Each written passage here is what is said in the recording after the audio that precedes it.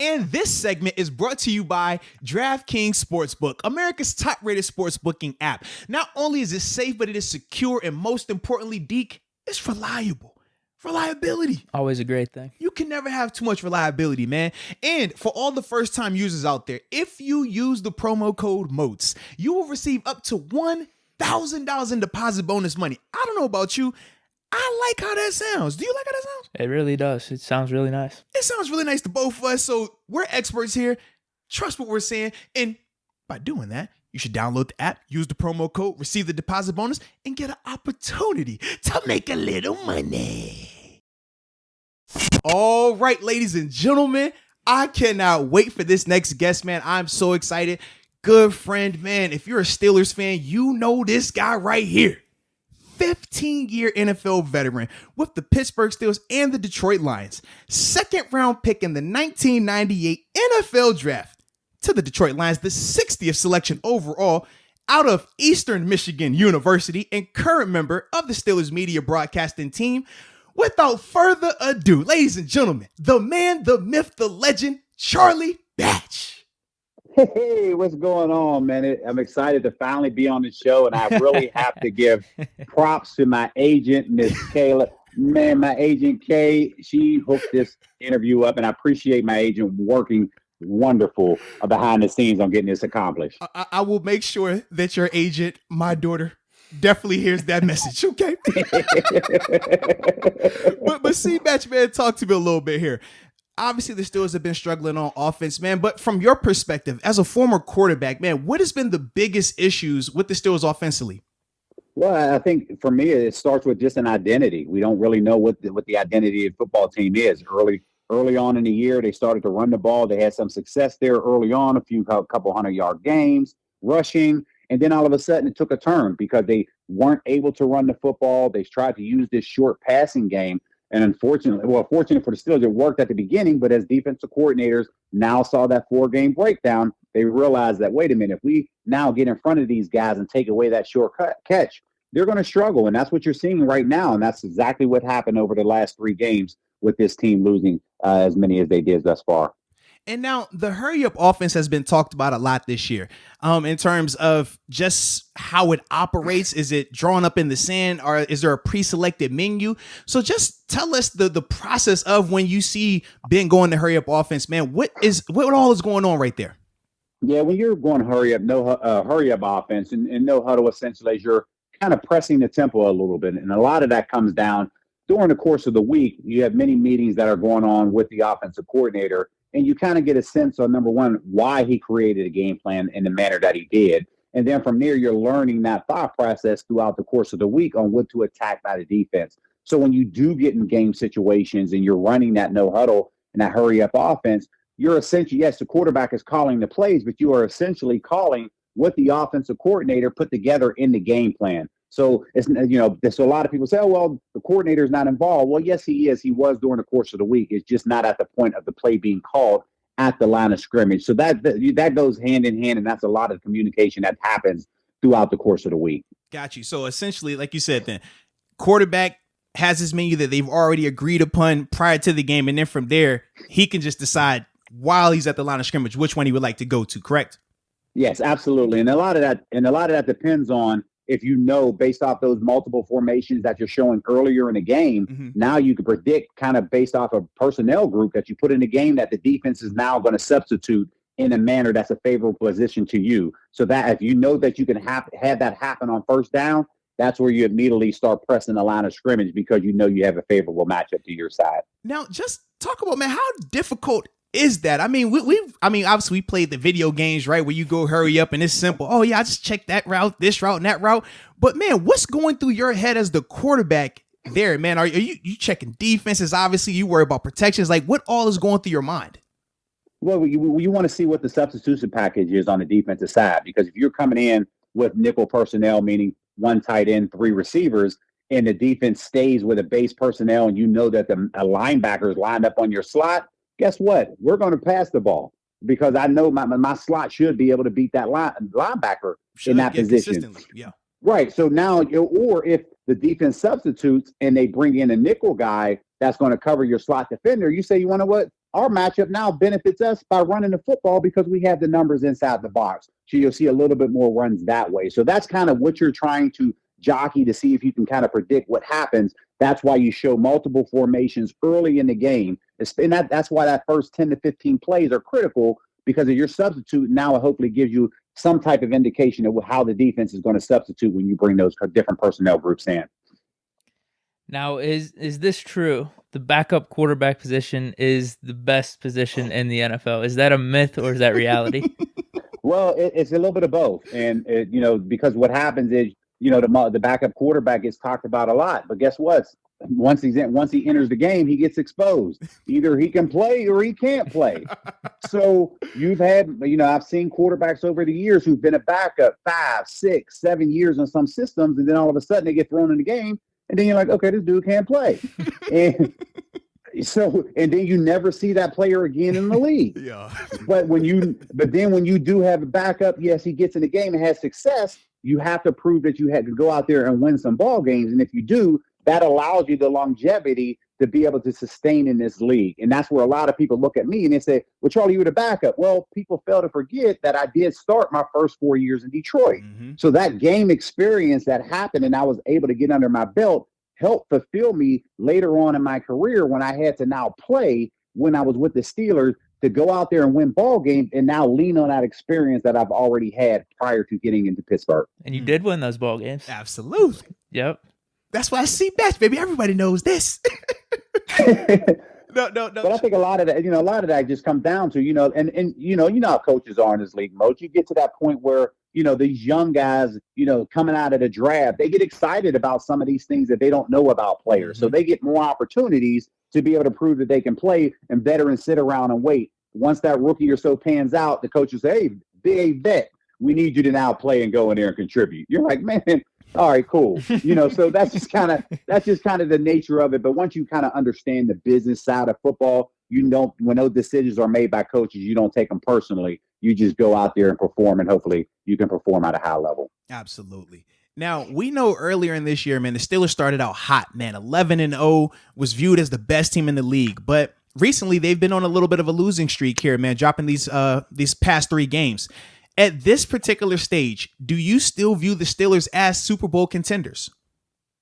At this point, no. And the only reason why I say that is because the manner of the games they've lost. When you look at the Cincinnati team, you look at the Washington team, both of these teams are under 500. Yes, Washington was playing for something at the point, but again, it's still the fact that you're undefeated entering in that game. Buffalo, yes, they're solid. I think they now have proven that they belong in these playoff and contender talks. Right now, the Steelers, they were playing against lesser opponents. You lose 2 or 3 games. That's why you don't see the respect nationally that the players felt that they should have had during their undefeated streak. But right now, you're starting to see that. And the only reason why I say they're not that contender at this point, they have to prove not only to me, but to everybody else that they can win a meaningful game. And they hopefully can change my mind if they can get out of this game on Sunday against Indianapolis with a victory. Now, we're jumping around a little bit. I want to go back to whenever Coach Tomlin first joined with the Steelers. You were only a few years older than him, correct? Yes. Yep. What was 3 years? 3 years to be exact. Yeah. What was that like whenever he came in? What were you thinking as a player? Were you skeptical at all? Was there anything he did to earn the players' trust? Well, number one, he came in. He's a great communicator. And his first message in 2007 when he got here, the way that he commanded that room, the message that he relayed to the team, the players were bought in. They sold. He was like, okay, great, this is it. And nobody questioned the ownership group, because when you look at Mr. Rooney and the decisions that he's made, there's only been 3 coaches like that over the last 30 years or whatever the case may be. So those are so it made it easier for players to buy in. But I'm looking at myself, I'm sitting at 32, here he is at 35. And it's almost like one sense is, you're Coach Tomlin in the building, but when we leave here, you're just Mike to me. So it was like, we built that relationship that way, that it was a mutual respect, and he understood that, at that point, because we're both grown men looking at each other. You can't be in a restaurant. I'm like, hey, Coach, how you doing? So we were able to build. And I'll tell you, the one thing that kind of got me was whenever this had to be one of my final years, probably 2012. And he's kind of looking at me, and he's, I think we were just coming into the beginning of the year, and we had a class reunion at that point. And the coach said, hey, Charlie, this is in a team meeting now, Mo. So just imagine saying this. So he's like, man. here we are in the team meeting. He's like, Charlie, hey, man, how come you didn't tell me that your 20th high school reunion was last night? Wow. And I'm like, what do you mean? Like, I got a game. I have to work. What are you talking about? He's like, I would have gave you off to go back to your 20-year reunion. And like the whole team fell out. They fell out laughing. And you had some of these young guys in the back, and they're like, "Whoa!" And I just remember a rookie said, "That's a big deal." Yeah. Right. One of the rookies in the back was like, he said, "Charlie, how old are you?" I was like, "I'm 38." And he was like, "Dang, my dad is 36." Yeah. And I'm like, "What?" Oh, man. And everybody kind of laughed at that point. And I said, "You want to know what? Hopefully you're blessed enough to be around this league that these young guys will make fun of you one day as being the old guy in the room." Man, and we just all kind of laughed, and it was respect at that point. But it was just that was that moment that I realized, man, I'm getting up in age, man, and maybe it's time for me to get out of this game. Right. I will say this, man. It's a beautiful feeling, man, when you are able to be the older guy in the room, man. Now, granted, not to that state where I'm, going to my 20th anniversary, but still, that's a blessing, man. Big time blessing. No, I appreciate it. It was funny. It was a funny moment during that time. And, we all laugh about it, and people still bring it up to this day. I like it, man. And something else that people are still bringing up to this day, man, are your efforts in the community, man. What you've been able to do as a player and even as a retired player, man, your impact in the community has been felt for years, man, with your Best of the Batch Foundation. So just talk about the inspiration behind it and the current things that you guys have going on over there. Yeah, a lot of people always ask that question, and they want to know why. And for me, it actually happened in, for me, February 18, 1996 was a date that really changed my life forever. And that's when I received a phone call from my mother and said my sister at the age of 17 was shot and killed. And she was caught in crossfire between rival gangs, and she never had an opportunity to live life. And I said at that point, if I was ever in position to give back, I would. So I tried at that point to shift all my time and energy to, number one, do something in my family that's never been done. And that was graduate from college, which I was able to do in 97. And then next was shifting focus. And hopefully one of those 32 teams would know who Charlie Batch was. And I was able to get drafted by the Detroit Lions in the second round in 98. And after that season was now an opportunity to now, cash in on that, and essentially created the foundation January of 1999. And we did some one-off programs in Detroit. And when I signed in Pittsburgh in 2002, at that point I said, okay, now we're going to redirect foundation goals to Pittsburgh. And we set up shop. And of course, I only thought I was going to be here 1 year. So I'm like, okay, let's get the ball rolling and we'll see what happens. But lo and behold, 1 year turned into two turned into 10. And here we are now 21 years later, being able to now build on our foundation. And what the Best of the Batch Foundation does, we're an educational foundation. And we focus on reading, computer literacy along with our STEAM programs. So now over these last 21 years, we now service annually 3,800 kids annually. And we are in 8 counties throughout Western Pennsylvania. So to be able to do that at this capacity and this level is truly humbling, because we have so many supporters that believe in what we're doing. And in our building, we actually are busting out of the seams. We have 5,300 square feet. And earlier this year, we actually broke ground on on a 27,000 square foot expansion. So we now are going from 5,300 to 33,000 square feet. And you're talking about now, YMCA type of boys and girls club. So, that we're going to have in our area. And we call it a state-of-the-art educational facility, because this is what we're trying to draw these kids into our building. So we'll have gymnasiums, we'll have dance studios, STEAM programs, computer labs, music center into the building. So we're going to have all of this. So this is all what's needed in our community. So people who actually will see this, man, it's transformational, because this is something that's never been done in our area. And for us as a family to be able to leave our legacy is truly important for us to now be able to sustain and be able to do so for the next 20 years. Man, that is big time. And it's a blessing that you're even able to have this impact and that you have a desire to. I'll tell you firsthand, man, you were one of the guys that when I played here, I looked up to in terms of what you did in the community. I mean, even as a retired guy, man, just seeing how active, seeing how impactful you are is something that I still to this day strive to get to your level one of these days, man. So just keep up the awesome work, bro. No, I appreciate it. Anything that we can do on our end, we're definitely helping you out because we're not trying to reinvent the wheel. We're just trying to create more opportunities for these young kids to be able to have the tools to be able to equip themselves to be able to make sure that they go out and make it in life. And that's all we're trying to do, create opportunities. No, that's awesome. Now, one of the first things that come up whenever you type in Charlie Batch on YouTube is the Charlie Batch Christmas. Did you have anything to do with this? Did you have to sign off? Any creative control? Because it's pretty funny for it's like 3 or 4 minutes. Maybe you could even consider it's like PG-13. You have I think it's Casey Hampton walking around without a towel. So how did that happen? Yeah.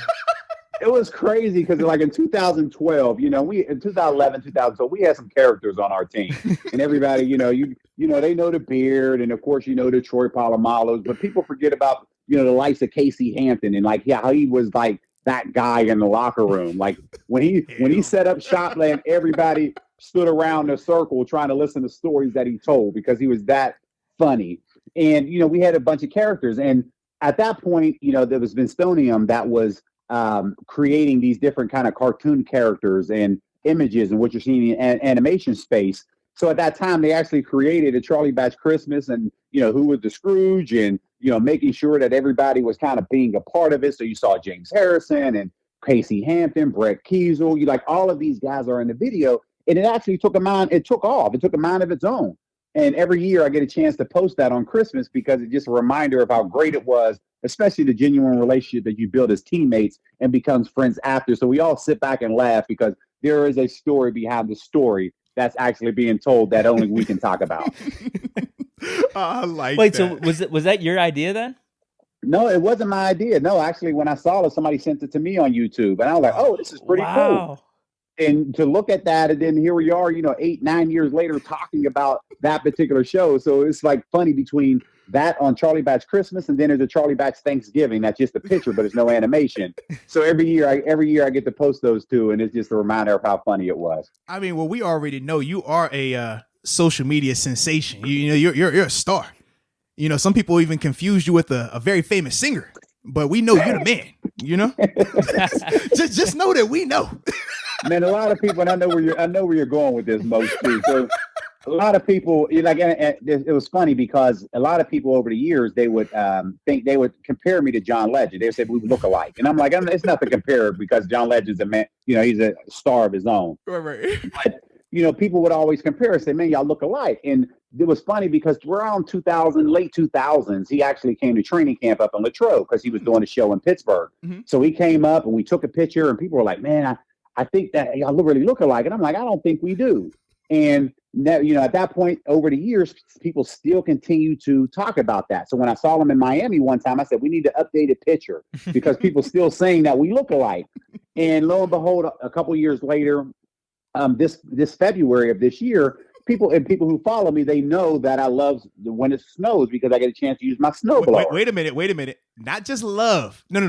You love. Like this is your baby. Like we get excited for Christmas, Thanksgiving, a child being born, a birthday. No. Charlie gets excited like that for snow. I do.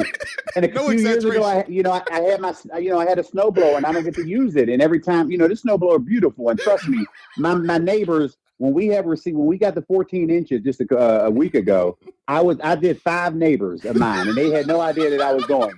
And the only reason why I was 5 was because I ran out of gas.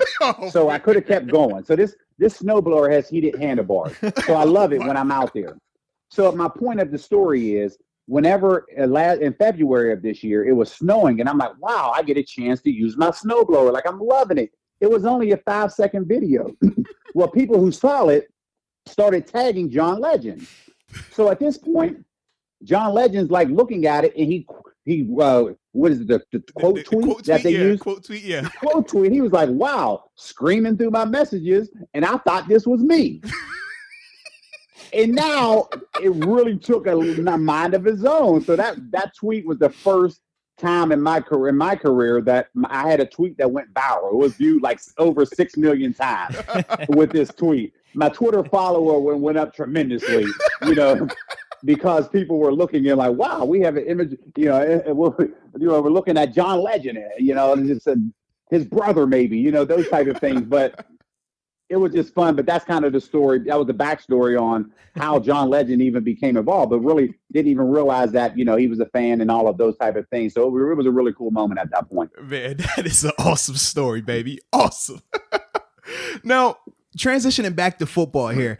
We always hear Coach Tomlin talk about the next man up, and we've heard different next man up stories in terms of rookies who, got their opportunity, or veteran guys like me who came over after a couple of seasons. But obviously yours is a little bit unique to you as well, because you had such, a start in history prior to coming over to Pittsburgh. So just talk about what the next man up meant to you and how you ultimately handled those scenarios when your number was called.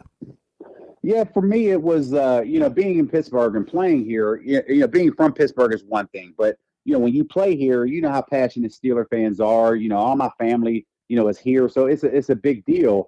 And when you get the opportunity, for me, it was I took it a little bit more serious than maybe what others would, because I know I wanted to go out there, play the best that I possibly could, but also represent my family, because if I played well, great. But if I didn't, that means my family is in town and hearing what everybody is saying negatively about how bad a performance that you put on.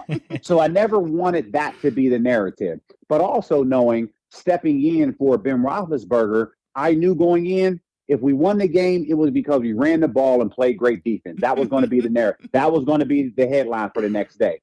But if we lost, it was going to be because Ben Roethlisberger didn't play. Absolutely. I never wanted to be that person. So I always wanted to make sure when I stepped in, I was able to keep the train moving to make sure that we were able to stay on course until Ben Roethlisberger was able to come back. So I dealt that, and that's why I told and wore it with a badge of honor when I heard the next man up, because I know how important it is to the team, but also my family had to hear about the results because they were in town. No, absolutely. And you were critical for some of these Super Bowl runs. No question, baby. Now, and I think, a lot of that too on that next man up, but that also allowed me the opportunity to sustain a long career, because at the time, Ben was a little bit more reckless out there because he was running, taking on these hits, and he was early on in his career, he would always miss a game or two. So by him missing a game or two, that allowed me to go in and play and to remind the coaches and the organization that Charlie can still play. So when my contract came up, it was, oh yeah, he can still play. Let's sign him to an extension. So that always weighed into to my favor. And then when I retired, that's when Ben went on a run where he didn't miss a snap. And I'm like, wow, I'm glad that didn't happen when I was on the team, because my career probably wouldn't have played out the way that it did. Ben helped you out then. So he did. Yeah. He did. He really did. And I appreciate it. He didn't do it purposely, but it was just the fact of me having that opportunity to play and show that I could still get it done and be able to play, especially when I was 38 playing in one of my final games. Now, speaking of Ben, like him coming into the league as a rookie, you're a veteran. How did you build? Well, we talked about building trust with Tomlin. How did you build that trust with Ben? Because I'm assuming maybe he's coming in as a rookie, like really not sure about things, and you're the veteran. Maybe you're itching to play even. Like, how did that relationship build between you guys? Was maybe there a moment or a story where like you became his go-to guy? Well, yeah, for me, it was, when I looked at it, when he was drafted in 2004, I didn't have control over that. So to me personally, it was no beef between me and Ben. So when he walked in that door the first time after the draft, I was one of the first to greet him.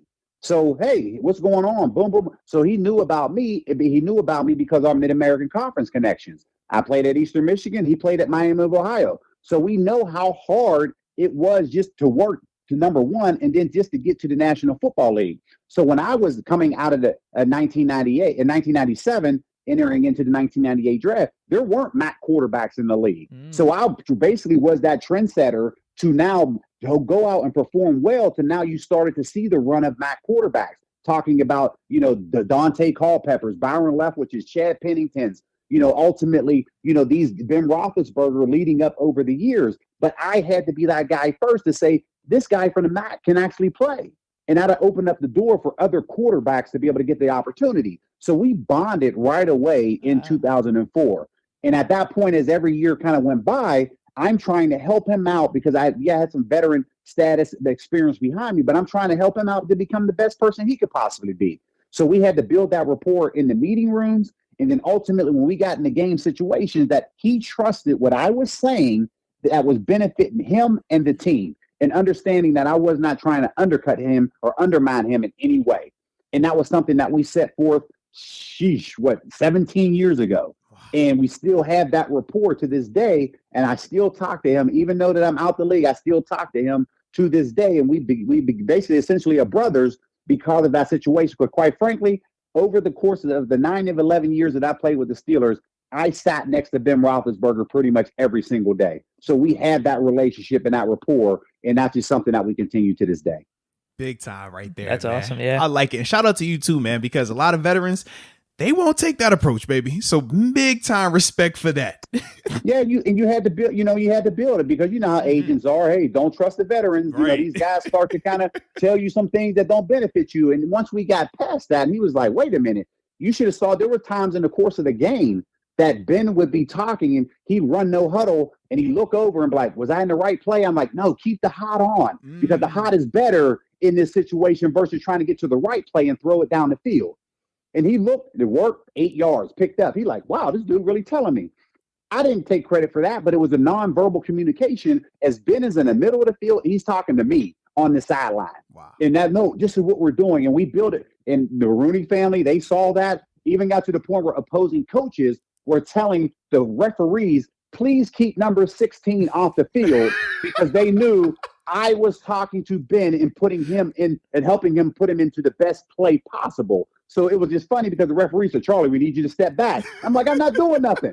I'm 1 foot on the field. You guys still got to step back. But that lets me know that these opposing coaches were paying attention to what was happening during the course of a game. Without a doubt. That is awesome. I like that a lot. Dang, that's awesome right there. So you talked about a little bit, man, playing in front of your family, being in your hometown. Just elaborate a little bit more though, man. What was that like, man? The good sides of playing in terms of your hometown, man, being from Homestead and things like that. Yeah, I mean, there was a ton of great things that benefited playing here. So I think it was good and bad. And I say that only because the good part was I was home in front of family and friends. I got a chance to be around holidays, birthdays, and fellowship and all these type of things. Now, on the flip side, the bad part was everybody wanted tickets. So I just couldn't accommodate that. And to be here and be, and they think everybody gets free tickets, because when I was in Detroit, seriously, when I was in Detroit, it was an 80,000 seat dome. So anybody can get tickets. They, you needed 20 tickets, you got 20 tickets. But then you now go from 80,000 to 65,000 seats, and they're sold out at Heinz Field every single game. Yes. So when they're limiting you on tickets, people still are going back to saying, when you're in Detroit, everybody can go. You got 100 tickets one game, and we all went. So they now took that approach to here, and I'm like, they're just not available, guys. Yeah. And so my mother had to kind of chime in, be that pinpoint person to make sure the ticket rotation and try to get at least, one game apiece for people to go to. But when you are here in that 11-year period, you go to 3 Super Bowls. 2 of the AFC Championship games are home. So how do you address that? So that was a challenge by itself. So I'm not saying it and looking at it in any negative light. It's just the fact that was the biggest challenge by playing home because the tickets just weren't available. And, of course, everybody couldn't be part of the Super Bowl runs that we were a part of. So that was the only downside. But anything else, man, that was great. It's been a great experience. You know how awesome that sounds? That, man, the worst part was just all these Super Bowl runs. I couldn't get enough tickets. Oh, have mercy. Golly, just crush my whole little vibe over here. I'm going to just take my ball and go home, Chuck. When you go through that, as a former player, and you go through that, this is why the former players root so hard for the guys on that roster, because the guys on the roster, they're trying to accomplish what we were trying to accomplish before we even won Super Bowl 40. Because everybody talked about the 4 Super Bowls in the 70s. Then they went in 1995, but they lost to the Cowboys. So we were now catching up in that trend that we were at a point where it was 10 years since they've been to a Super Bowl, but yet lost the Super Bowl. Mm-hmm. So we now had to create a narrative on our own side to now try to create what legacies that we were going to bring. So when we actually were going through that Super Bowl run in 2005, we were 7-5 at one point during that season. So nobody expected us even to be there. So we weren't part of Super Bowl talks, but we got hot at the right time. We won a Super Bowl, and that Super Bowl parade was unbelievable. And then at that point, as you're going through it, you win them. And then, of course, we all lost that last one, and we're all frustrated with that. But I say all of that to say, going through that and experiencing that and being part of a Super Bowl parade, that's something I'll never forget. And that's something that we all want active players to be a part of, because in Pittsburgh, they don't celebrate division winners. If you go to anybody else, they'll bring 70, 80, 90 people back to Alumni Day. In Pittsburgh, they don't do that. They only celebrate Super Bowl winners. You could talk about division titles. So that's a constant reminder that I tell these players, hey, 5 years from now, they ain't bringing you back for winning the AFC North. They only bring you back for winning the Super Bowl, because if that was the case, they would have been celebrated our Super Bowl 45 team that we lost to the Packers. But you have yet to see that Super Bowl team being celebrated because they didn't accomplish the ultimate goal, because the standard is set by the Steelers. You win the Super Bowl, those are the expectations. But you know how difficult it is just to get to the Super Bowl? Crazy. That should be celebrated by itself. It's a constant reminder that I always tell fans, but I also tell Mr. Rooney that maybe you should kind of change that a little bit, because players still want to be a part of it, but yet you don't celebrate the accomplishment that come along to hoisting that Lombardi trophy. Man, you talk about excellence, though. You played with Barry Sanders early in your career. What was that like? Was there a moment where you're like, "Holy hell, this is like Barry Sanders. This is one of the best running backs of all time"? Oh, absolutely. And I remember my rookie year, I started in my third game. We were playing the Minnesota Vikings up in the Metrodome. And the first play of the game, I'm supposed to hand off, boot away, and to hold the defensive end on the backside. Well, I kind of going through, and I had a fan moment because I handed the ball off, and I just stood there and watched. And I was like, wow, I just handed the ball off to Barry Sanders in my first NFL game. And the defensive end came and crashed down and made the tackle. Oh, So I looked to the sideline, and the coaches are like ripping me. They're like, "What are you doing?" I'm like, "I just handed the ball out to Barry. What do you mean what I'm doing?" They're like, "You're supposed to boot away. Your guy that you're supposed to hold, he made the tackle." And that was just a real moment for me. Like, wow, like this is Barry Sanders. But playing with Barry, it made me want to watch film the next day, because a lot of times as you're booting away, you kind of miss some of those cuts and way that he made people miss. But when you watch that and on the game film the next day, you're like, wow, he did what? Because he didn't do that in practice. It was like, just a little lollygagging, jump cuts. It was kind of like watching Troy Polamalu practice. You're looking like, yes. oh, okay, he got beat deep. And you're like, he's gonna point over here. He's gonna point over there. Right. You're like, oh, Troy got beat. Troy's like, I would have made that play. Yeah. And he just kind of goes, but yet you don't see it in practice. Troy made him in the games and made you say, wow, he did what? Mm-hmm. That was similar to Barry. Barry was the exact same way. You didn't see all of that in practice, but yet when you watch film, man, that was fantastic. You're sitting back and, man, this is it. And I was only fortunate enough to play with him for one season. And, of course, he retired in his prime because he probably could have played at least 5 more years. And that was something for me. It made it a lot easier with playing with a guy like Barry Sanders, because when there was a play action fake, man, those linebackers bit on it. And there was 15 to 20 yards between the linebackers and the safety. So you can hit anything in the middle that you wanted to hit in that particular perspective. So it was great to play with him. But over the course of my career, I get the opportunity to really say I've played with 2 of the top 5 running backs in the history of the game, Barry Sanders and Jerome Bettis. Mm-hmm. And I say top 5 because at the time of Jerome's retirement, he was top 5 in rushing. Now he's like 7th or 8th because people have bumped him. But that is something that I look back and say, wow, I had the opportunity to play with those 2 guys where many people don't have the opportunity to say that they played with 1 or 2 Hall of Famers, let alone, the guys that I played with. Man, that is awesome right there. Shout out to Barry. Shout out to you for sharing the huddle with that man. It's great, man. And I still talk to him to this day, man. It's great to be able to, see him out and talk to him. And, he's a great person, man. He's just as humble as can be, and I compare Barry to Troy. And those 2 guys are the same because those guys are both humble. They don't really like to talk about what they did on the field, but yet they're very approachable guys. And that's something that that I've always looked at. It's like, man, these are, that ultimately, if you ever reach that level of stardom, you want to be that particular person. Without a doubt, man. Now, before we let you go, we got to ask you this one right here, baby. You're welcome to the NFL moment. Well, I have 2. Well, I think for me, the first one, even though, I talked about my rookie year, I just remember, it's Thanksgiving night, Thanksgiving Day. We always play a Thanksgiving game up here. And that game back in 1998, actually, we played against the Steelers. Ooh. And at that point, all my family, I knew they were going to come up to the game. And again, that was one of the examples on my ticket request, because that game, I needed 100 tickets because people were coming up. And at that time, tickets 100 tickets. God. But at the time, Moats, the tickets were only $39. Oh, okay. So it was a little less of a dent than what it would be today in today's game. So I was able to do that, and of course, some of them paid me back for the money. So it wasn't. I'm still on a rookie contract, so right. They felt bad for me at that point. But I think at that point, I'm playing against the Steelers. I'm going out for pregame. I'm looking across the sideline. I'm like, wow, that's LaVon Kirkland. Like, wow, that's, Jerome Bettis. That's Jason Gilden. Oh, my goodness, that's Bill Cowher. Like, these are all going through my mind. So that was me at pregame. And then as you go through that game, you're going back and forth and ebb and flow. And then all of a sudden, we go into overtime. And that was the game, if people remember, that was the coin toss game. That was. And at that point, that was Carnell Lake. Yeah, Carnell Lake was out in the middle of the field, and Jerome Bettis was there, and we had our captain go out as well. So they go out, and that's when Jerome in the air, he said heads, and before it came down, he said tails.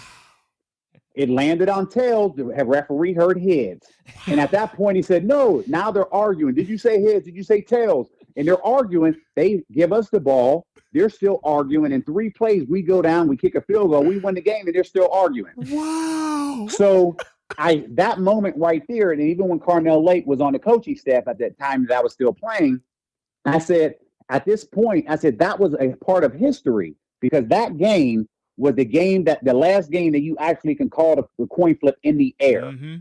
And that was part of history. So I was a part of history in that particular moment. So it was cool to be able to be that in that game in the manner that happened. So it was really cool to be a part of that in history. So those are things that I would never, I never forget. And you look at it. And I always like to say that, because every 4 years I get an opportunity to post a picture of me handing the ball off to Barry Sanders when the Steelers play them, and say, this is the last game that the Lions have ever beat the Steelers. So I'll get a chance to post that. I'll get a chance to post that next year when the Steelers play the Lions, and say, it's now been 21 years since the Lions have beat the Steelers. Wow. And hopefully that still continues to be the trend if the Steelers can pull it off. So that gives me every 4 years to be able to bring that picture out. Yo, that is awesome right there. Charlie, man, you already know it's all love over here, baby. We appreciate you once again taking time out your schedule, man, to hop on the podcast with us, man. The fans absolutely love you, man. Just keep being great with everything that you do, man, and keep that impact off the field going as well, baby. I appreciate it. Thanks. And anybody wants to follow what we do, they can go to batchfoundation.org, and that'll give you the opportunity to see everything we do throughout the calendar year. I like it. Y'all heard it right there, ladies and gentlemen. Charlie Batch. C. Batch, man, thanks again, bro. Not a problem. I appreciate it. Thanks for having me. I'm indeed. So glad my agent worked this out. Tell KK she is the best. You owe her a Capitol Grill dinner or something, man. Hey, Capitol Grill, that's your budget. You got that quarterback money, baby. Come on now. That's why I said K deserves that Capitol Grill. So you owe her. So you better give her something besides Chick-fil-A. Like, upgrade it, because I know she loves. Come on, give her something more than that. I like it, baby. I like it.